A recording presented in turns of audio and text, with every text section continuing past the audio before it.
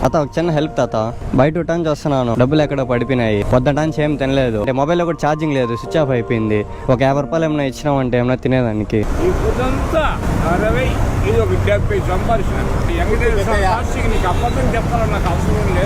వద్దులే తాత, నా కాడ డబ్బులు ఉన్నది, నేను హెల్ప్ అని అడిగితే హెల్ప్ చేస్తారా లేదనేసి అని అడిగాను. ఉండీలే ఉండీలే తాత, పెట్టుకోలే, ఇంకా 500 పెట్టుకో. నాకా డబ్బులు లేకపోయినా కూడా ఆకలేండి అడిగితే నువ్వు ఇచ్చావు కదా, నువ్వు పెట్టుకో, ఏమన్నా తీసుకో. సహాయం చేసేవాడినయ్యా, ఈ పొద్దు వరకు నాకు లేదు నైనా, నేను అందరికి సహాయం చేసేవాడిని. ఏడవద్దు తాత, ఏడవద్దు.